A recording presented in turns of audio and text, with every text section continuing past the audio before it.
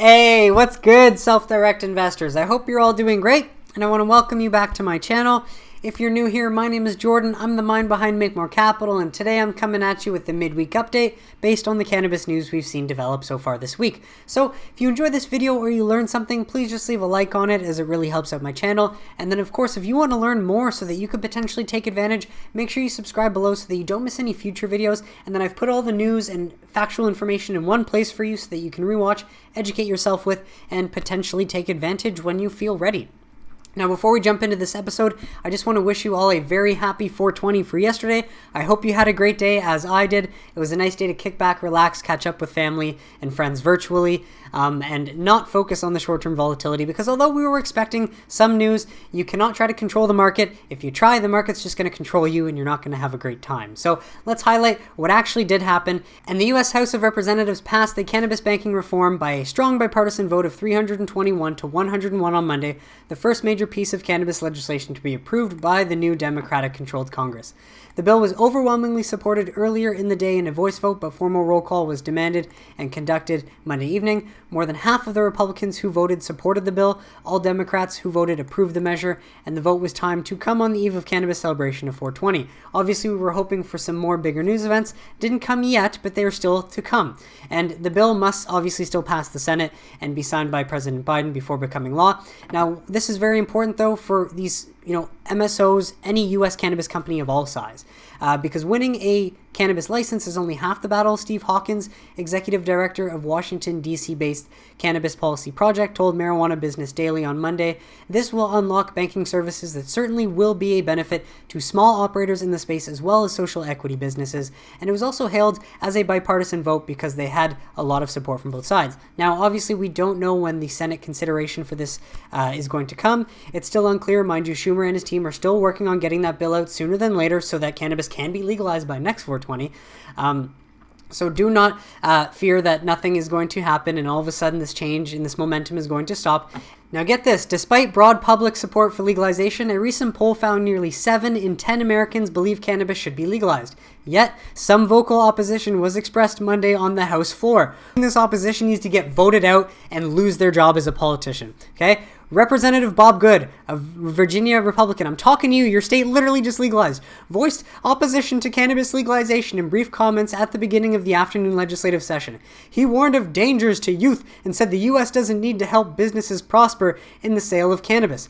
"I don't care what lobbyists say, talking heads, and former House Speaker John Bonner says," he said. Bonner has been a strong advocate for federal cannabis reform since leaving office, getting out of politics, and educating himself, likely, with new data and information. And this just goes to show, look at Bob Good. He still believes, "I don't care what new information tells me. I'm going to stick to my ignorance and hold on as tight as possible and slow down change." And so he warns of dangers to youth in the U.S. Well, based on all this data we can find, new data reveals there's no link between increased cannabis use in teens in legal markets. Another one, White House anti-cannabis official admits youth use has fallen since legalization.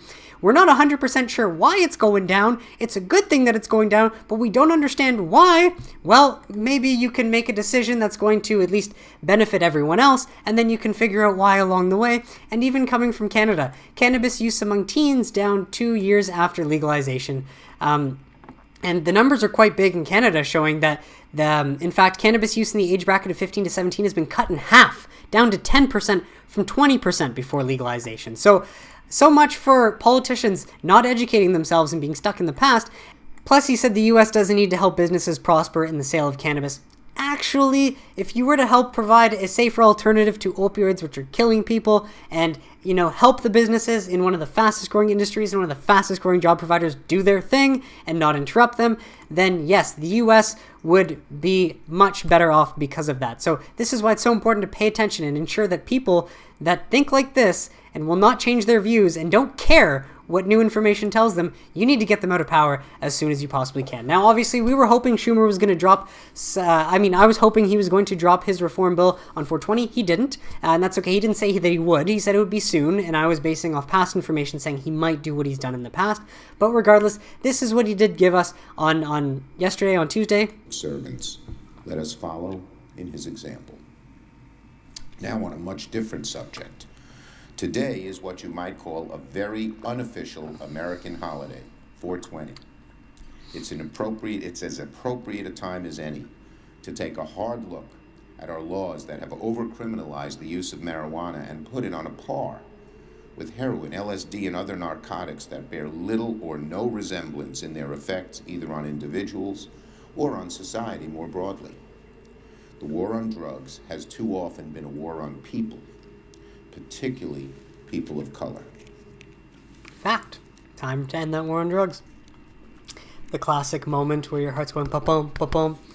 Feels like time slowing. For decades, young men and women, disproportionately young men and women of color, have been arrested and jailed for even carrying a small amount of marijuana, a charge that often came with exorbitant penalties and a serious criminal record from which they might never recover, being rejected from job after job because this serious criminal record was on, because this minor deviation from the law was listed as a serious criminal offense record. Makes no sense. It's time for change. I believe the time has come to end the federal prohibition on marijuana in this country, and I'm working with Senators Booker and Wyden on legislation to do just that. My thinking on this issue has evolved. Just wanted to pause there. That's big. My thinking on this issue has evolved. His has. A lot of other politicians have not. And we're going to, we saw that with Bob Wood, and we're going to see that a bit later. But just wanted to point that out. It's important. When your thinking evolves, you can see things from a new perspective. A number of states, including very recently my home state of New York, have legalized the recreational use of marijuana for adults. And those experiments, by and large, have been a success. The doom and gloom predictions when states like Colorado or Oregon went forward and decriminalized and legalized never occurred. In state after state, through ballot initiatives and constitutional amendments, the American people are sending a clear message that they want this policy changed. Senators Booker, Wyden, and I are going to continue to work on our... Okay, so we know that he's working on that, but I also just want to round up here. The war on drugs has too often been a war on people. Hopefully the next time this unofficial holiday rolls around, our country will have made progress in addressing the massive overcriminalization of cannabis in a meaningful and comprehensive way. That means by next 420, 365 days from now, he wants it to be legal, and that requires him introducing it long before then so that it passes through the House, so that it passes through the Senate, and so that it passes onto Biden's desk and gets signed. So he's not saying that he's only going to introduce it in a year from now or trying to delay it that far. That's at least how I interpret it, and I wanted to share that because I think that's a more reasonable way to approach this new information. Now, President Biden supports states' right to legalize cannabis. This was great to see as a headline, just compared to some in the past that we've seen saying that Biden is no longer or has changed his stance or is not for cannabis legalization anymore or decriminalization. Obviously, the wording that they use, they know that it matters, so they're careful with it.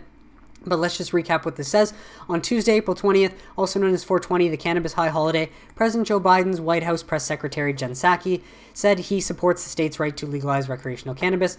The president supports leaving decisions regarding legalization for recreational use up to the states, rescheduling cannabis as a Schedule II drug so researchers can study its positive and negative impacts, and at the federal level, he supports decriminalizing cannabis use and automatically expunging any prior criminal records, Psaki said during a press briefing at the White House. Now look, we do not want cannabis kept in a schedule classification whatsoever. We want it removed, and Schumer has said multiple times, Booker has said multiple times, they're going to remove it from that classification. Good thing that Biden is not in charge of creating these laws, otherwise it might stay in the Schedule 2. Based on what Schumer and them have said, they're going to take it out completely. That's something that we're looking for, and that's very important. If you're an American, I'd be paying attention to that, because that keeps control under the government if they put it into another classification. Now, she added, he also supports legalizing medical cannabis, so that's his point of view on the issue. The White House comments came hours after Senate Majority Leader Chuck Schumer made a pro-cannabis legalization speech on the floor of the Senate, during which he referred to as a very unofficial cannabis holiday. So Schumer obviously has his views, Biden has his, but good thing Schumer is in charge of the legislation. So it's important not to take everything you read literally and just try to think off of the facts that you also know beforehand as well. And so this is a Forbes article, obviously announcing what we saw yesterday, but the main thing I wanted to highlight highlight at the bottom was down here recapping the current status of the safe banking going into the Senate. The Senate version is sponsored by Jeff Merkley. Merkley has 32 co-sponsors, including 7 Republicans, but owing to the Senate's arcane rules, 60 votes are required to pass meaningful legislation absent parliamentary maneuvering. And so, even though allowing cannabis firms to pay taxes to the federal government that outlaws them is considered the most conservative cannabis policy reform Congress could pursue, it's by no means guaranteed. Now, cannabis reform advocates and industry lobbyists have something meaningful to celebrate still. From the lack of startup capital for the exhaustive application process to managing the extraordinary operational costs, minority business owners often face the painful decision to give up or sell their interests to predatory investors who use management agreements to deprive minority operators of meaningful rights of ownership, said Amber Littlejohn, executive director of the Minority Cannabis Business Association. With the safe banking, could fix that if the Senate abides. Now, obviously, that is still to come, and we don't know when the vote will be, but there's this link that I found, so this will be down below. You can find this. There are 7 Republicans already on, 24 Democrats on board. They do need 60 apparently, so you can keep up to date with this if you want to save this somewhere, but I just thought that was worth bringing up and showing. Now, this was a big one that came out this morning, and really just for me highlights the stupidity of politicians and the importance of people waking up and realizing that they can drive the change. Senate Democrats split over legalizing cannabis. Okay, well, let's see what this really means. Senate Majority Leader Chuck Schumer's biggest challenge to legalizing cannabis is his fellow Democrats. The New York Democrat has repeatedly promised a vote on cannabis reform, promising to tee up even if Biden does not get on board with exactly what he wants in the bill. But that goal, which Schumer underlined with a public celebration Tuesday of an unofficial but widely marked cannabis holiday, means little if the Majority Leader can't corral the votes for his passage in his own caucus. And two Democrats told Politico that they oppose removing federal penalties on cannabis. And this is also just the dance of politics. So get this, again, politicians just showing how uneducated or how ignorant they are, how tight they want to hold on to their views and not learn new information or new data that doesn't come from possibly big tobacco or big pharma companies putting money in their pockets too. I don't support legalizing cannabis, Senator Jeanne of New Hampshire said in an interview. We're in the middle of an opioid epidemic, and the research that I've seen suggests that that is a way that more people get into drugs. Well, Jeanne, obviously you're seeing one side of the table, but the other side, medical cannabis, more appropriately called cannabis, may be used as a harm reduction agent to combat the opioid epidemic.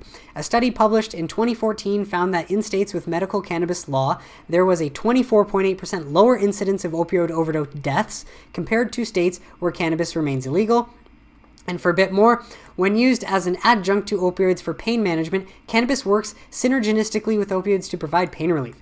Research shows that patients who use cannabis can use a lower dose of an opioid and that tolerance to the opioid develops more slowly. And in addition, cannabis can help alleviate opioid withdrawal symptoms, leading some clinicians to call cannabis an exit drug. And this is from 2009 and 2012. More studies. Access to medical cannabis reduces opioid prescriptions. This one's from Harvard. Okay? So clearly, there's lots of information out there, and politicians can choose which side they want to get that from. Senator Jon Tester of Montana was similarly unenthusiastic about ending federal cannabis penalties. Legalization would cause more problems than it solves, Tester said, which is false. There's no positive data showing that it causes more problems than it solves. In fact, all of the data proves otherwise, based on what I've showed you with youth use. Impaired driving goes down, that's another one. Just some more evidence. In adults with chemotherapy-induced nausea and vomiting, oral cannabinoids are effective antiemetics. In adults with chronic pain, patients who are treated with cannabis or cannabinoids are more likely to experience a clinically significant reduction in pain symptoms. So again, this is just highlighting this man's ignorance and showing that politicians are no smarter than you are. They just have the guts to run to be politicians. Who wants that job, really, at the end of the day? But goes to show that we need smart people getting in there and not people that are easily influenced by campaign contributions from big, powerful companies that do more harm than good. And in addition to Jeanne and Tester, these are, again, two Democrats saying that they would not support removing federal cannabis penalties. Senators Joe Manchin of West Virginia, Bob Casey of Pennsylvania, and Mark Kelly of Arizona said that they are undecided. So these are 3 more that are just undecided. Everything seems like it's moving in that direction, said Manchin. I wonder why. Probably because of the new data. Whose state has legalized medical cannabis but not recreational use? But right now, we're not there. So that's just this man claiming he's smarter than the people or just claiming that his views are more important than based on what everyone else says.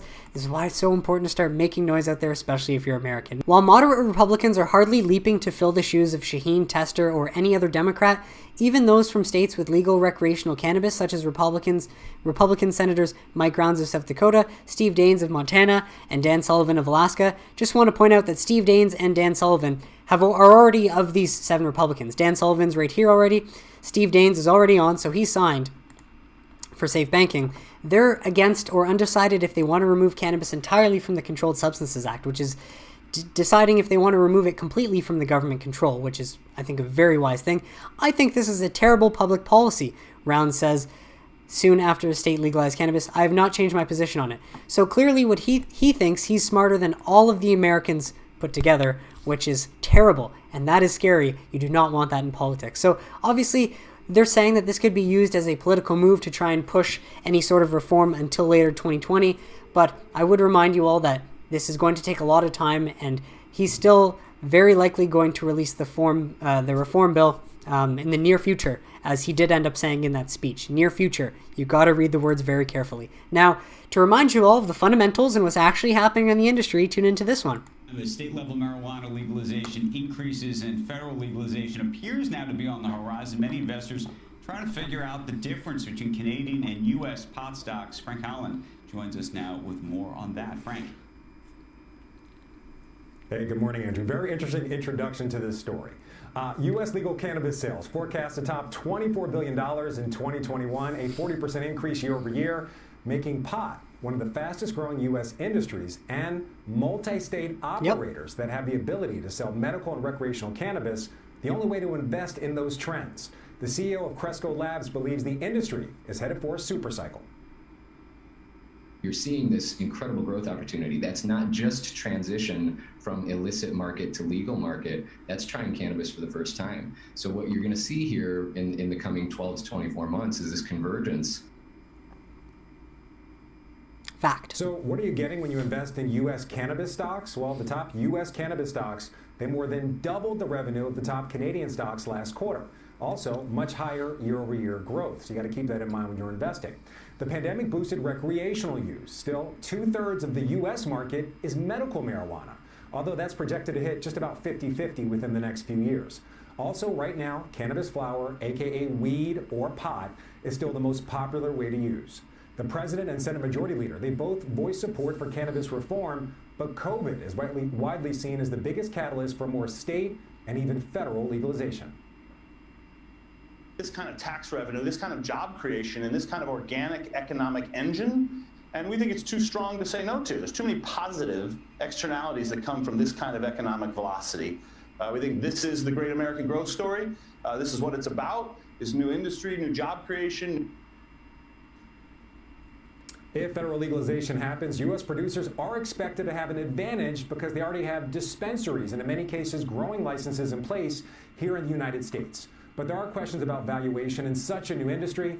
Many analysts say enterprise value to sales is the best way to assess these companies because there's still so many questions remaining about profitability and the eventual need for CapEx investment. Thank you, young news anchor Obama. I do agree. I do not think Canadian LPs are going to have any chance of getting quickly into the U.S. market to sell medical or recreational cannabis. That's going to take time. So obviously, as I've said, the U.S. is the best opportunity right now. And just want to highlight that in the short term, the market is a voting machine, but in the long term, when you focus on fundamentals, it is a weighing machine. And eventually, the prices will go to the companies that are performing and executing on the ground. So I hope that's a good reminder there. And this was a little piece I wanted to show you about SAFE. The other implications, we've talked a lot. 280E. The impacts of 280E. So just think the day that 280E gets removed, it should, because of the fact it's such a double standard, it's an abuse of power, and it clearly is unconstitutional. I think hopefully lawyers will be able to figure out a way to argue that, but let's just see how much SAFE is affecting, for example, Trulieve right now. Inside baseball, but we're wrapping not up SAFE, our 280E. Might as well get into it. 280E and the tax implications here that you guys might see changed. Talk to me about the size of that and the impact it would have on Trulieve, and also maybe how it would impact the way you'd invest in other products that you might want to bring to market. Yeah, absolutely, Zach. So last year we paid over $100 million in taxes, $105.2 million in taxes with under 280E. If you removed 280E last year, we would have saved approximately $63.5 million in taxes. So certainly that combined with the limitations in terms of access to capital, which of course is appropriate to talk about today with the news on safe banking, it really is, a double whammy for legal cannabis operators, because not only do we have normalized banking and lending rates, we also have to spend cash, an extremely high amount of cash, on paying taxes to the federal government. So, we are very much looking forward to a day when those two things are no longer, and that we can operate like any other legal business in the United States. Gosh, these are solid companies on the ground. Now, on to what Charles Bachtell, CEO of Cresco Labs, was saying. They did release some new survey finding 25% of Americans now consume cannabis, consumption up 15% since 2018. So just to scroll down here and show you all of the details, because it's worth going through, these findings are part of a national study conducted by global public opinion and data company YouGov in partnership with Sunnyside, the national retail dispensary brand of Cresco Labs. The study, conducted in March 2021, examined cannabis consumption, attitudes, and purchase behaviors of nearly 5,000 Americans representative of the U.S. population. Key findings from the study indicate 44% of cannabis-consuming parents with children under 18 tried it for the first time in the past year. 43% of seniors 65 up who consume cannabis tried it for the first time in the past year. So 44%, 43%, that's quite a lot. Men and women are consuming cannabis equally as often during the year, month, week, or day. 62% of women believe that the 420 holiday is no longer only for stoners or heavy cannabis consumers, as it never was. 62% of parents who consume cannabis believe celebrating 420 has become more acceptable. So as these parents and people are trying new things, they're realizing that what they believed before isn't necessarily true. According to YouGov, people's cannabis preferences vary by region. The Northeast is the most likely, 64%, to consume cannabis for anxiety or stress relief. People in the South and West Coast consume cannabis for social occasions more than the rest of the country.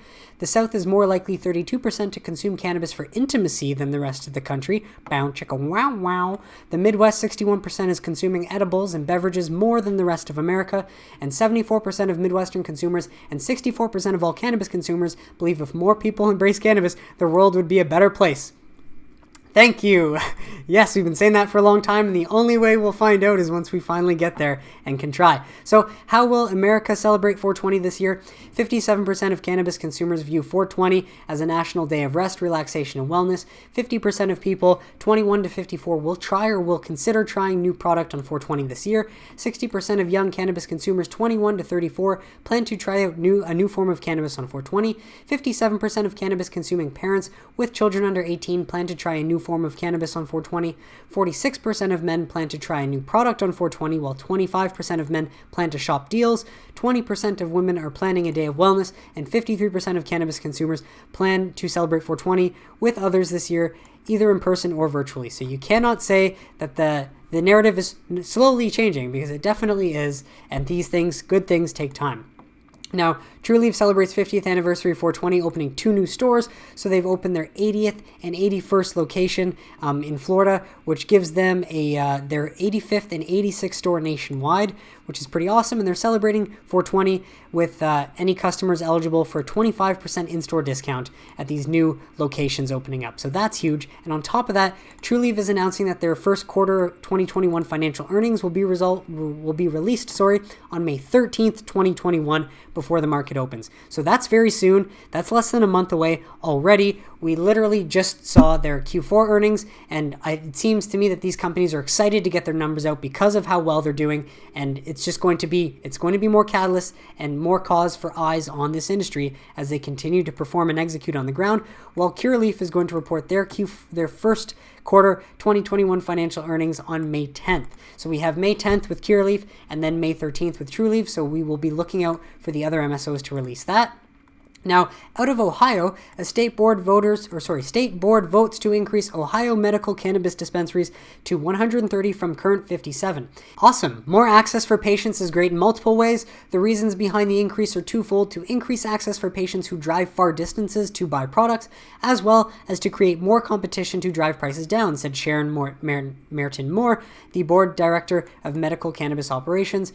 Board of Pharmacy staff studied for months whether the number of dispensaries in Ohio was sufficient. It sent patients and caregiver surveys, which is how it learned about how far patients are driving and whether they thought prices were reasonable. That survey found 58.4% are dissatisfied with prices and about 20% were driving more than 30 miles to a dispensary. So yes, ask citizens what issues they're facing, they let you know, and you can make changes according. That is what happens when you just do what's right, roll with the punches, and learn as we go. So nice of Ohio to expand, and then on top of that, Jushi Holdings Inc. to acquire a licensed cultivator in Ohio. Announced it has signed a definitive binding agreement to acquire Ohio Grow LLC, one of the 34 licensed cultivators in Ohio, and Ohio Green Grow LLC for total consideration of $5 million in cash, inclusive of an approximately 10,000 square foot facility and 1.3 acres of land. Seems like a good deal, and just to highlight that Ohio is the 7th largest state in the U.S. with approximately 11.7 million residents. The Ohio Medical Cannabis Program is a limited license market with distinct licenses for cultivation, processing, and retail,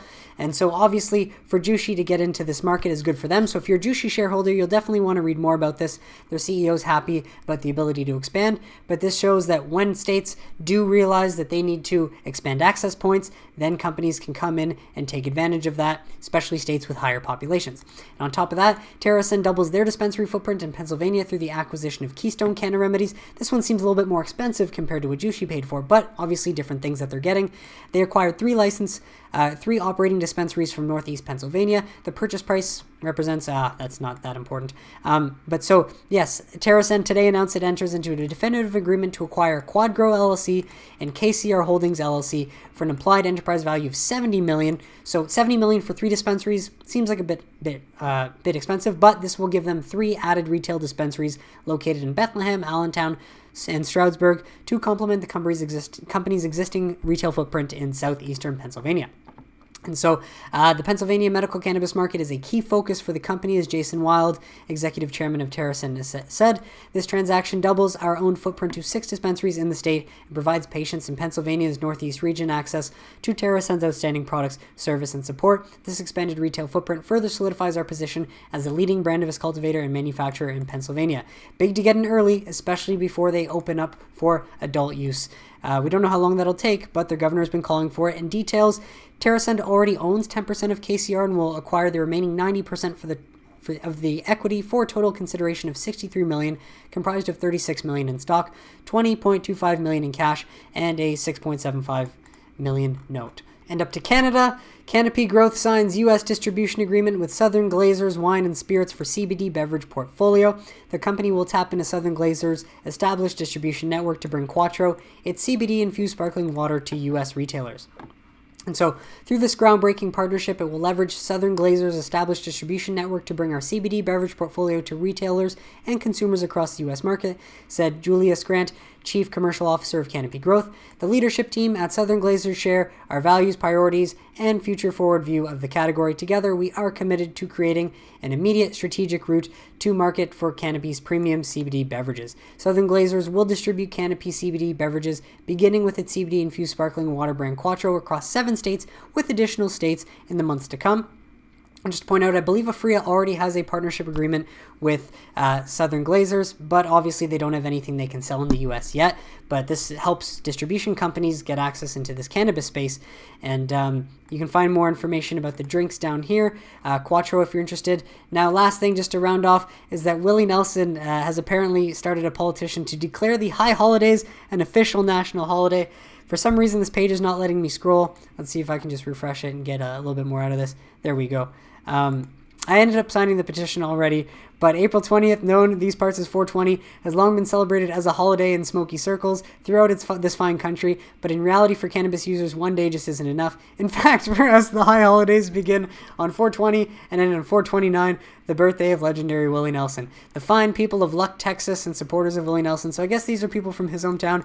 Awesome, but nonetheless, this is again how change comes, by speaking up, raising your voice, and getting involved in efforts that will help provide change. So let me know in the comments what you think of this video. Are you worried that these few politicians and that the slow bureaucratic process is going to stop this from happening? Or do you think that in time, with all the momentum and with the American people speaking up and the awareness, that it can change? I think it will change, and I think it's a reminder to be patient. And if you're invested for the long run, again, do not let the prices control you. Make sure that you're in control and know what you're invested in. It makes it a whole lot easier. But let me know in the comments. And hey, if you have opposing views, let me know, but make sure you provide evidence so that we can have a good back and forth discussion, as opposed to just getting angry or just sharing your negativity.